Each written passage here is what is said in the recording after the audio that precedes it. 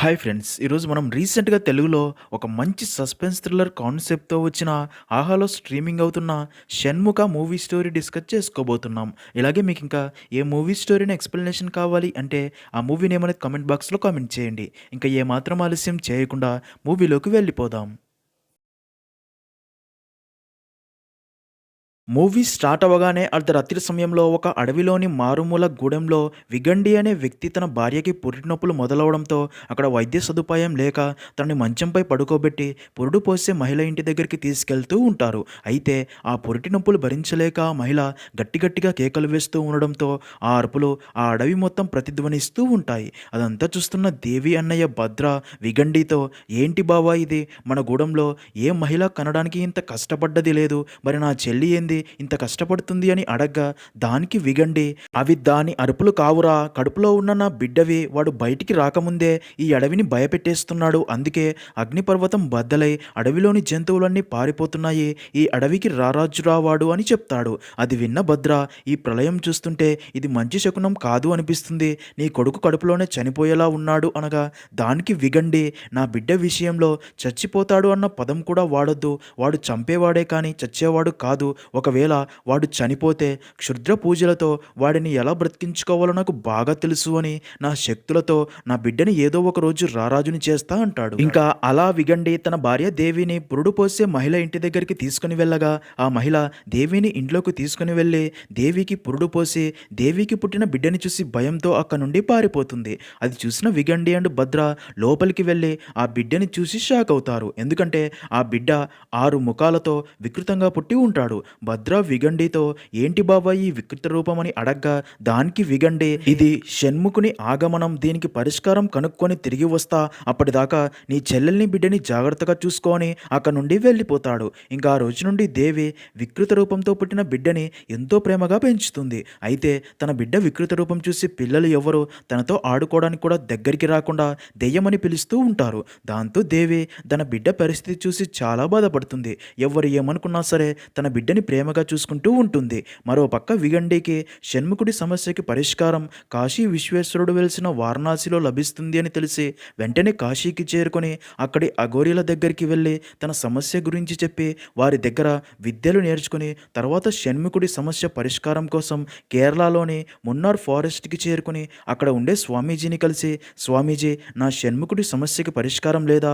వాడిని అలా చూడలేకపోతున్నానని" చెప్పి బాధపడగా విగండి బాధని అర్థం చేసుకున్న స్వామీజీ, "నీ బిడ్డ షణ్ముఖుడిని ఏకముఖుడిని చేసే పరిష్కారం మన గ్రంథాల్లో ఉంది" అని చెప్పి కొన్ని తాళపత్రాలు విగండికి ఇవ్వగా అవి చదివిన తను చాలా సంతోషంగా తిరిగి ఇంటికి బయలుదేరతాడు. మరోపక్క దేవి అనారోగ్యంతో చనిపోతూ తన అన్నయ్య భద్రతో, "నా బిడ్డని ఇంకా నువ్వే జాగ్రత్తగా చూసుకోవాలి అన్నయ్య" అని మాట తీసుకుని తను చనిపోతుంది. అలా విగండి ఇంటికి చేరుకుని దేవి చనిపోయింది అని తెలుసుకుని భద్రతో, "భద్ర, నీ మేనల్లుడు షణ్ముఖుడి సమస్యకి పరిష్కారం ఇదే" అని ఆ తాళపత్రాలు చూపించగా భద్ర ఆ తాళపత్రాలు చూసి, "అయితే మనం నగరానికి పయనమవ్వాలి, రక్త తర్పణం జరిగి తీరాలి" అని విగండి అండ్ భద్ర నగరానికి బయలుదేరతారు. సీన్ కట్ చేస్తే ఇక్కడే మనకి మన మూవీలో మెయిన్ క్యారెక్టర్ అయిన ఎస్ఐ కార్తిక్ ని చూపిస్తారు. ఒకరోజు కార్తిక్కి తన పై ఆఫీసర్ అయిన సిఐ ఫోన్ చేసి, "సిటీలో డ్రగ్స్ దందా ఎక్కువైందని కంప్లైంట్స్ బాగా వస్తున్నాయి. అందుకే ఆ డ్రగ్స్ గ్యాంగ్ని వెంటనే పట్టుకోవాలి. అయితే ఆ డ్రగ్స్ దందాలో నా కొడుకు ఇన్వాల్వ్మెంట్ ఉంది అని నాకు తెలిసింది. ఈ విషయం బయటికి తెలిస్తే నా పరువంతా పోతుంది. అందుకే నువ్వే ఎలాగైనా మా వాడిని తప్పించి మిగతా గ్యాంగ్ని పట్టుకోవాలి" అని చెప్పడంతో కార్తిక్ ఆ డ్రగ్స్ గ్యాంగ్ ఉండే లొకేషన్ కనుక్కొని ఆ ప్లేస్కి వెళ్తాడు. అయితే అప్పటికే సిఐ కొడుకు ఆ డ్రగ్స్ గ్యాంగ్ లీడర్ అయిన కమల్తో మాట్లాడుతూ తన దగ్గర డ్రగ్స్ తీసుకుంటూ ఉంటాడు. అప్పుడే అక్కడికి వచ్చిన కార్తిక్ని చూసి తను పోలీస్ అని చెప్పడంతో కమల్ అండ్ గ్యాంగ్ కార్తిక్ పై అటాక్ చేయబోగా కార్తిక్ కమల్ అండ్ గ్యాంగ్ అందరినీ కొట్టి కమల్ని అరెస్ట్ చేయబోతాడు. అయితే కమల్ తను ఎలాగైనా అక్కడ నుండి తప్పించుకోవాలి అని కార్తిక్ దగ్గర ఉన్న గన్ లాక్కొని కార్తిక్ వైపు షూట్ చేస్తాడు. అయితే కార్తిక్ పక్కకి తప్పుకోవడంతో ఆ బుల్లెట్ కాస్త సిఐ కొడుకు లోకేష్ బాడీలోకి దూసుకెళ్తుంది. అది చూసిన కార్తిక్ షాక్ అయ్యి తన పోలీస్ టీంతో లోకేష్ని హాస్పిటల్కి పంపి తన గన్ను తనకి ఇవ్వమని ఎంత చెప్పినా సరే కమల్ ఆ గన్ను తన తలకి గురి పెట్టుకుని తనని పట్టుకుంటే కాల్చుకుంటా అని బెదిరించి కార్తిక్ గన్ తీసుకుని కారులో అక్కడి నుంచి పారిపోతూ ఉండగా కారు యాక్సిడెంట్ అయినట్లు చూపిస్తారు. మరోపక్క కార్తిక్, "అది నా డ్యూటీ గన్ రా, నువ్వు ఎక్కడికి వెళ్ళినా సరే నిన్ను వదిలిపెట్టను" అంటాడు. నెక్స్ట్ సీన్లో సారా అనే అమ్మాయిని చూపిస్తారు. సారా సారా బెంగళూరులోని కాలేజ్లో ఇన్వెస్టిగేటివ్ జర్నలిజం చదువుతూ ఉంటుంది. ఇంకా ఆ రోజు కాలేజీకి చివరి రోజు అవడంతో ప్రొఫెసర్ మార్టిన్ సారాని పిలిచి, మిగతా వాళ్ళు అందరూ వారి ప్రాజెక్ట్ కంప్లీట్ చేసి సబ్మిట్ కూడా చేశారు, కానీ నువ్వు నీ ప్రాజెక్ట్ ఇంకా ఎందుకు సబ్మిట్ చేయలేదని అడగ్గా, దానికి సారా, సార్ నా ప్రాజెక్ట్ ఇంకా రీసెర్చ్ స్టేజ్లోనే ఉంది అని చెప్తుంది. దానికి మార్టిన్, మిస్టరీ అన్నది పైకి నార్మల్గానే కనిపిస్తుంది, కానీ దాని వెనకాల ఎన్నో విషయాలు దాగి ఉంటాయి, వాటిని నార్మల్ పీపుల్ కనిపెట్టలేరు, కానీ నువ్వు ఒక ఇన్వెస్టిగేటివ్ జర్నలిస్ట్వి, నీ ప్రాజెక్టు నువ్వు కంప్లీట్ చేయగలవు, నీకు నేను సపోర్ట్ చేస్తా అనగా, దానికి సారా, సార్ ఇది హైదరాబాద్లోనే ఓన్లీ వర్షాకాలంలోనే జరుగుతుంది, ఇలాంటి కేసు ఎప్పుడు చూడలేదు, ఆ ఏరియా పోలీస్ స్టేషన్ నుండి సపోర్ట్ ఉంటే నా ప్రాజెక్ట్ త్వరలోనే కంప్లీట్ చేస్తా అనగా, దానికి మార్టిన్, హైదరాబాద్లో నాకు తెలిసిన వారితో మాట్లాడి నీకు హెల్ప్ చేయమని చెప్తాను అంటాడు. దాంతో సారా చాలా హ్యాపీగా ఫీల్ అవుతుంది. మరో పక్క కమిషనర్ జరిగింది తెలుసుకుని కార్తిక్ని పిలిచి, ఆ డ్రగ్స్ డీలర్ నీ గన్తో లోకేష్ని షూట్ చేశాడు, ఈ న్యూస్ అన్ని టీవీ ఛానల్స్లో టెలికాస్ట్ అవుతుంది, పోలీసుల గురించి తప్పుగా మాట్లాడుకుంటున్నారు, అందుకే నీకు 7 రోజుల టైం ఇస్తున్నా, నీ గన్ని అలాగే ఆ డ్రగ్స్ డీలర్ని పట్టుకో అని చెప్తాడు. అది విన్న కార్తిక్ ఆ డ్రగ్స్ డీలర్ కమల్ గురించే ఆలోచిస్తూ తన పోలీస్ టీంకి సిటీ మొత్తం నిఘా ఉంచమని చెప్తాడు. మరోపక్క యాక్సిడెంట్లో గాయపడిన కమల్ని హాస్పిటల్లో జాయిన్ చేయగా, కమల్కి స్పృహ రాగానే రాత్రి జరిగిందంతా గుర్తు చేసుకుంటాడు. తర్వాత తన రూమ్కి వెళ్ళగా అప్పుడే కమల్కి ఒక వ్యక్తి ఫోన్ చేసి, మనం చేస్తున్న పనులు గెలకడానికి ఒక అమ్మాయి వచ్చింది, ఆ అమ్మాయి డీటెయిల్స్ తెలుసుకో అనగా, దానికి కమల్ ఓకే అని చెప్తాడు. ఇదిలా ఉంటే విగండి అండ్ భద్ర తన మనుషులతో ఏవేవో క్షుద్ర పూజలు చేస్తూ ఉన్నట్లు చూపిస్తారు. సీన్ కట్ చేస్తే ప్రొఫెసర్ మార్టిన్ సారాకి ఫోన్ చేసి, హైదరాబాద్లో నువ్వు చెప్పిన పోలీస్ స్టేషన్లో పనిచేసే సిఐ మూర్తితో నీ గురించి చెప్పాను, నువ్వు వెళ్ళి తనని కలువు, తనే నీకు హెల్ప్ చేస్తాడు అని చెప్పడంతో అది విన్న సారా హైదరాబాద్కి వెళ్ళి సిఐ మూర్తిని కలవగా, సిఐ మూర్తి తనతో, మార్టిన్ సార్ చెప్పారు నీ ప్రాజెక్ట్ రీసెర్చ్కి హెల్ప్ కావాలి అని, నీ రీసెర్చ్కి ఎస్ఐ కార్తిక్ హెల్ప్ చేస్తాడు, వెళ్ళి తనని కలిసి నీ ప్రాజెక్ట్ గురించి తనకి ఎక్స్ప్లెయిన్ చెయ్యి అని చెప్పడంతో సారా వెళ్ళి ఎస్ఐ కార్తిక్ని కలుస్తుంది. అయితే కార్తిక్ సారాని చూడగానే మళ్ళీ ఇక్కడికి ఎందుకు వచ్చావని సీరియస్ అవుతాడు. దీన్ని బట్టి కార్తిక్ అండ్ సారాకి ముందే పరిచయం ఉంది అని, ఇద్దరి మధ్య ఏదో జరిగిందని అర్థమవుతుంది. అయితే అప్పుడే కార్తిక్కి సారా సిఐ రికమెండేషన్ మీద ఒక ప్రాజెక్ట్ రీసెర్చ్ కోసం వచ్చింది అని తెలిసి తన ప్రాజెక్టు గురించి అడగ్గా, దానికి సారా, మా ఎడ్యుకేషన్ కంప్లీట్ అవ్వాలి అంటే ఒక కేసు మీద ప్రాపర్గా ఇన్వెస్టిగేషన్ చేసి కొన్ని పారామీటర్స్ టచ్ చేస్తూ ప్రాజెక్టు సబ్మిట్ చేయాలి,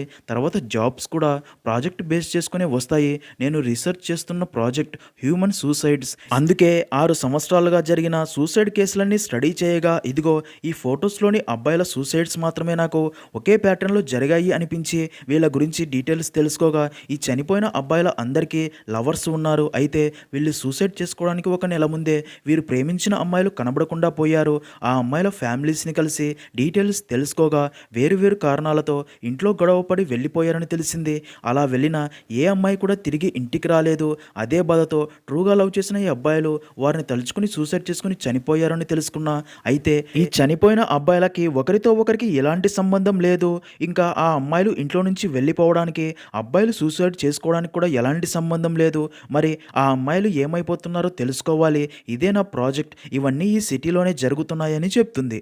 అయితే అదంతా విన్న కార్తిక్ మాత్రం సారా చెప్పేది నమ్మకుండా, దీనికి సంబంధించి ఏదైనా ప్రూఫ్ ఉంటే చూపించు, అప్పుడు మాత్రమే నీకు హెల్ప్ చేస్తా అంటాడు.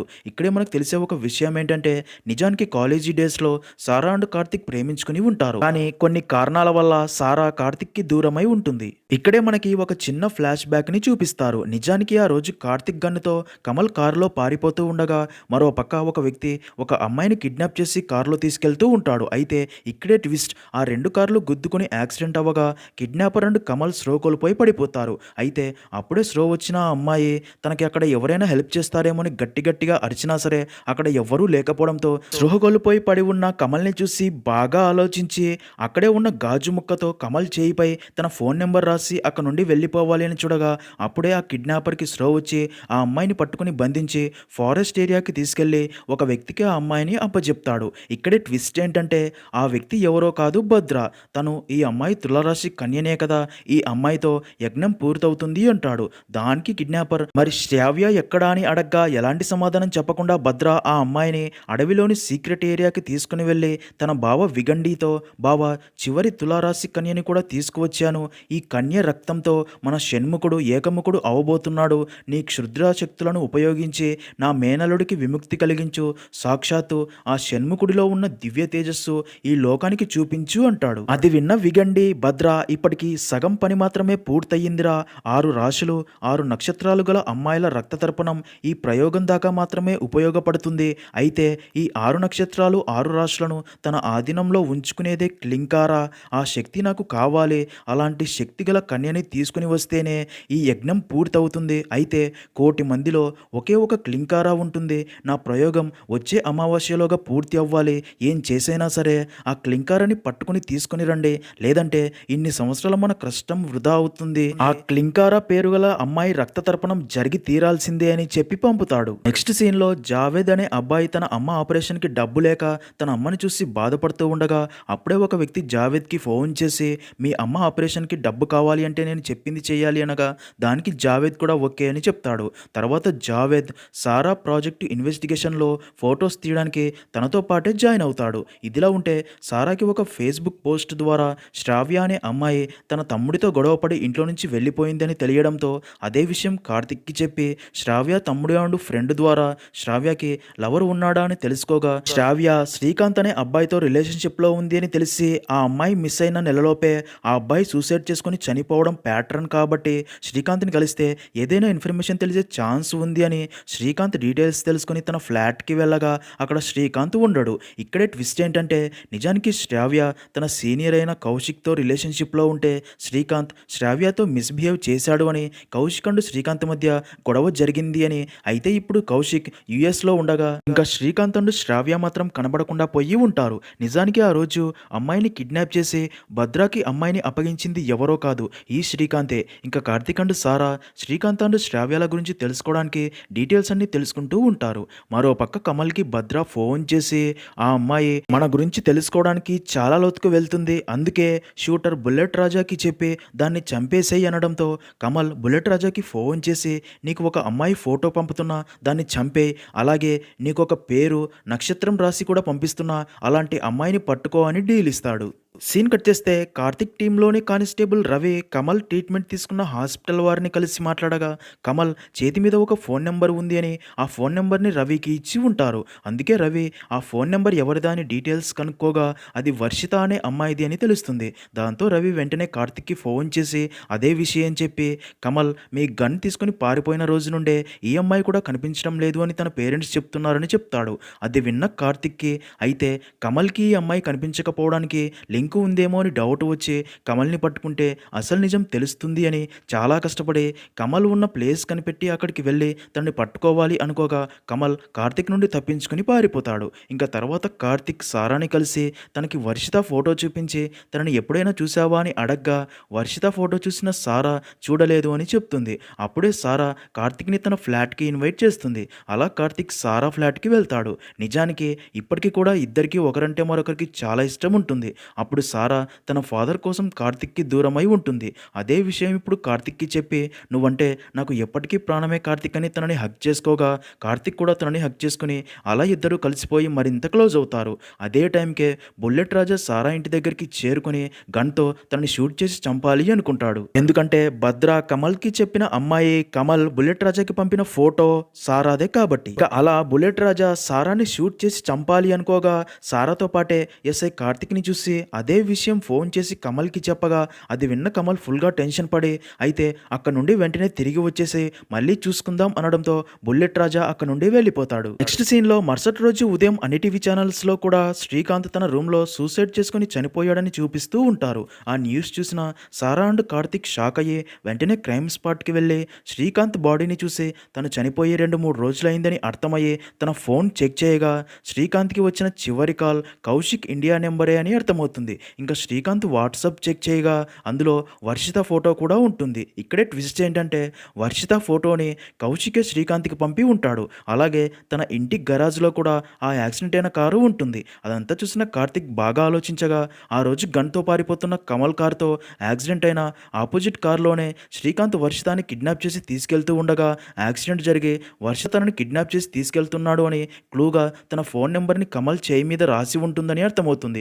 అంటే కౌశిక్ కౌశిక్ ఇండియాలోనే ఉండాలి. ఆ పోలీస్ స్టేషన్‌లోని ఎస్ఐ కౌశిక్‌తో కలిసి మనల్ని పిచ్చోల్ని చేశారు అని ముందు ఆ ఎస్ఐని పట్టుకుంటే నిజం తెలుస్తుంది అని. అలా కార్తీక్, శ్రావ్య విషయంలో శ్రీకాంత్ అండ్ కౌశిక్ గొడవ పడినప్పుడు వారి ప్రాబ్లమ్‌ని సాల్వ్ చేసిన ఎస్ఐని వెతుక్కుంటూ వెళ్తాడు. ఇక్కడే ట్విస్ట్ ఏంటంటే ఒక బార్‌లో ఎస్ఐ అండ్ కౌశిక్ మాట్లాడుకుంటూ ఉంటారు. కౌశిక్ ఫుల్‌గా తాగి బాధపడుతూ ఉంటాడు. అప్పుడే కార్తీక్ అక్కడికి వచ్చి వారిని పట్టుకొని నిజం చెప్పమని అడగ్గా ఎస్ఐ రంగాకి మరో దారి లేక జరిగింది చెప్పడం స్టార్ట్ చేస్తాడు. కౌశిక్ నా తమ్ముడు సార్. శ్రావ్య చదివే అదే కాలేజ్‌లో సూపర్ సీనియర్. అయితే మిస్‌కమ్యూనికేషన్ వల్ల శ్రావ్య తనని ప్రేమిస్తుంది అనుకున్నాడు. కానీ నిజానికి Srikanth and Shravya true lovers.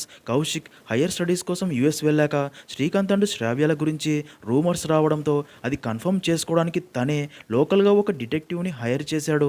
ఆ డిటెక్టివ్ శ్రావ్య అండ్ శ్రీకాంత్ కలిసి ఉన్న ఫొటోస్ కౌశిక్‌కి పంపాడు. ఆ ఫొటోస్ చూసిన కౌశిక్ కోపంతో యూఎస్ నుండి ఇండియాకి వచ్చి శ్రీకాంత్‌తో గొడవ పడగా ఆ గొడవ నేనే సెటిల్ చేశాను. కౌశిక్ నిజంగానే శ్రావ్యని ప్రేమించాడు సార్. శ్రావ్య అండ్ శ్రీకాంత్ రిలేషన్‌షిప్‌లో ఉన్నారు అని హర్ట్ అయ్యాడు. నేను కన్విన్స్ చేయడంతో శ్రావ్య హ్యాపీనెస్ కోసం వాడు మళ్ళీ యూఎస్‌కి వెళ్ళిపోయాడు అని చెప్పగా అదంతా విన్న కార్తిక్ మరి శ్రీకాంత్ ఎందుకు చనిపోయాడు? వాడికి వర్షితకి ఏంటి సంబంధం? కౌశిక్ వర్షిత ఫోటోని శ్రీకాంత్‌కి ఎందుకు పంపాడు అని అడగ్గా దానికి రంగా జరిగింది చెప్తూ కౌశిక్ యూఎస్‌కి వెళ్ళడానికి అన్ని ఏర్పాట్లు రెడీ చేసుకోగా అప్పుడే కౌశిక్‌కి శ్రావ్య కనబడడం లేదు అని తెలిసి వెంటనే శ్రీకాంత్ రూమ్‌కి వెళ్తాడు. కానీ అక్కడ శ్రీకాంత్ ఉండడు. అప్పుడే శ్రీకాంత్ కౌశిక్‌కి ఫోన్ చేసి శ్రావ్య ప్రాబ్లంలో ఉంది. నేను ఒక అమ్మాయిని కిడ్నాప్ చేసి వారికి ఇస్తేనే శ్రావ్యని వదిలేస్తామని చెప్తున్నారు. పోలీసులకి చెప్పి శ్రావ్య ప్రాణాలు రిస్క్‌లో పెట్టాలి అనుకోవట్లేదు. నేను ఆల్రెడీ వారు చెప్పిన లొకేషన్‌లో ఉన్నా. ఇక్కడ చాలామంది అమ్మాయిలు ఉన్నారు. నా టేబుల్ మీద ఆ అమ్మాయి ఫోటో ఉంటుంది. దాన్ని ఫోటో తీసి నాకు వాట్సాప్ చేయమనగా కౌశిక్ అలాగే చేసి ఉంటాడు. ఇంకా అలా శ్రీకాంత్ కాల్ కోసం కౌశిక్ వెయిట్ చేస్తూ ఉండగా మరుసటి రోజు ఉదయం శ్రీకాంత్ కౌశిక్‌కి ఫోన్ చేసి మీరు కూడా శ్రావ్యాని ప్రేమిస్తున్నారు కాబట్టి జాగ్రత్తగా ఉండండి. శ్రావ్య గురించి ఇన్ఫర్మేషన్ తెలిసేదాకా బయటికి రాకండి. లేదంటే మీరు కూడా నాలాగే సూసైడ్ చేసుకోవాల్సి వస్తుంది. సారీ సార్ మిమ్మల్ని కూడా ఇందులో ఇన్వాల్వ్ చేసినందుకు అని చెప్పి కాల్ కట్ చేసి సూసైడ్ చేసుకొని చనిపోయి ఉంటాడు. అలా జరిగింది చెప్పి అందుకోసమే కౌశిక్‌ని ఇన్ని రోజులు దాచాను. ఇప్పుడు మీరు కౌశిక్‌ని బయటికి తెచ్చారు. అందుకే తన ప్రాణాలు ప్రమాదంలోకి వెళ్ళాయి అనగా అదంతా విన్న కార్తిక్ అండ్ సారాలకి అయితే దీని వెనకాల పెద్ద క్రైమే ఉంది అని నెక్స్ట్ కనబడకుండా పోయే అమ్మాయి ఎవరో తన లవర్ ఎవరో ఎలా కనుక్కోవడం అని ఆలోచనలో పడతారు. సీన్ కట్ చేస్తే కార్తిక్ చాలా కష్టపడి కమల్ని పట్టుకొని ఈ క్రైమ్లో నీ పాత్ర కూడా ఉంటుంది నిజం చెప్పురా అని గట్టిగా అడగ్గా దానికి కమల్ నవ్వే మా విగండ క్లింకారాతో చేసే యజ్ఞానికి కౌంట్ డౌన్ స్టార్ట్ అయ్యింది. క్లింకారాతో రక్త తర్పణం చేస్తే విగండ యజ్ఞం పూర్తవుతుంది అనగా అది విన్న కార్తిక్ విగండ ఎవరు క్లింకారా ఎవరు అంటాడు. దానికి కమల్ క్లింకారా ఎవరో కాదు నీ లవర్ సారా. తన పూర్తి పేరే క్లింకారా. నిజానికి తను ప్రాజెక్టు పేరుతో మేము చేస్తున్న ఈ రక్త తర్పణ యజ్ఞం గురించి కనిపెట్టాలి అని చూస్తుంది అని తెలిసి తనని చంపాలి అని కిల్లర్ బుల్లెట్ రాజాని ఏర్పాటు చేశాం. కానీ తను ఎప్పుడూ నీ పక్కనే ఉండడంతో చంపకుండా ఆగిపోయాం. అయితే అప్పుడే మాకు విగండ యజ్ఞానికి అవసరమైన క్లింకారా తనే అని తెలిసిందే.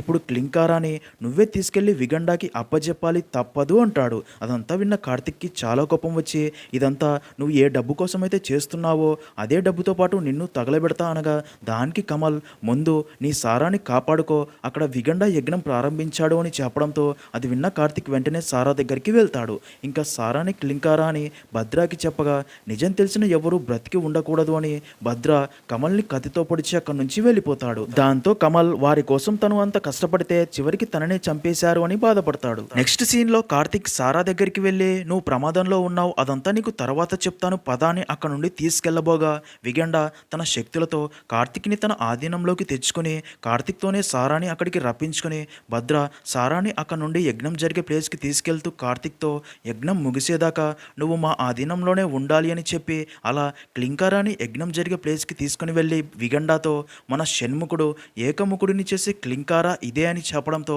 అది విన్న విగండ తనని చూసి చాలా హ్యాపీగా ఫీల్ అయ్యి బలికి అన్నీ సిద్ధం చేయించి అప్పటిదాకా అక్కడికి తీసుకొని వచ్చిన అమ్మాయిలందరి రక్తం తీసుకుని ఒక పాత్రలో వేస్తూ అలా అమ్మాయిల అందరి రక్తాన్ని కలిపి షణ్ముఖుడితో తాగిస్తారు. అదంతా చూస్తున్న క్లింకారా ఫుల్గా భయపడిపోతుంది. ఇంకా అలా ఆ రక్తం తాగగానే షణ్ముఖుడు ఏకముఖుడిగా మారుతాడు. అది చూసిన విగండ భద్ర ఇంకా ఈ క్లింకార రక్త తర్పణంతో నా బిడ్డని దివ్య తేజస్సుతో చూడబోతున్నాము క్లింకారాన్ని తీసుకొని రా అని చెప్పి అలా క్లింకారాన్ని తన బిడ్డపై ఉంచి కత్తితో క్లింకారాన్ని పొడిచి తన రక్తంతో తన బిడ్డ శరీరాన్ని తడపాలి అని చూస్తాడు.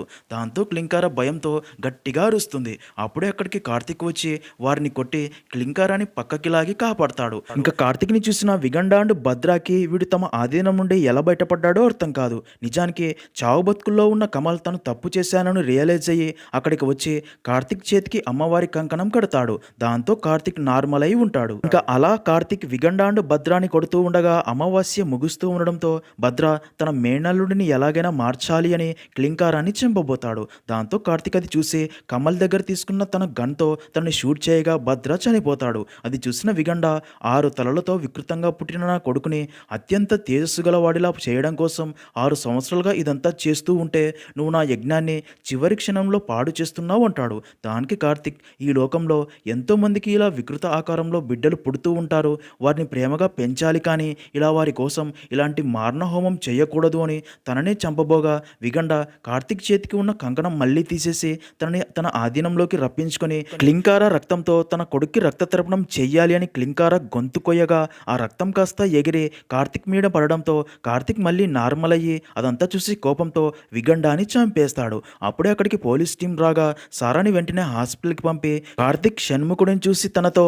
నీకేం కాదు, నేను నిన్ను చూసుకుంటా అనగా దానికి షణ్ముఖుడు నా పుట్టుకే సృష్టికి విరుద్ధం, నా తండ్రిదే కన్న ప్రేమో రాక్షస ప్రేమో తెలియదు, తల్లిని తండ్రిని మేనమామని అందరినీ కోల్పోయాను, నా పుట్టుక ఇంతమంది అమ్మాయిల చావులకి కారణమయ్యింది, ఈ ప్రపంచంలో ఉన్న తల్లిదండ్రులకి నాదొక విన్నపం, తమ బిడ్డలపై ఉన్న ప్రేమతో ఇతరులను ఇబ్బంది పెట్టడం సరికాదు, ఈ స్వార్థపు లోకంలో ఉన్న కుళ్ళు కుతంత్రాలు ఈర్ష్య పగ కోపం వీటన్నిటి మధ్య నేను ఇంకా జీవించలేను, నేను నా షణ్ముఖుడిలోకే ఐక్యమవుతాను అని మంటల్లోకి దూకి ఆత్మార్పణం చేసుకుంటాడు. అదంతా చూసిన కార్తిక్ కూడా చాలా ఎమోషనల్ అయ్యి ఆ మంటల్లో నుంచి షణ్ముఖుడి రూపం కనిపించడంతో కార్తిక్ తనని మొక్కుతాడు. అలా అక్కడితో మూవీ అనేది ఎండ్ అవుతుంది.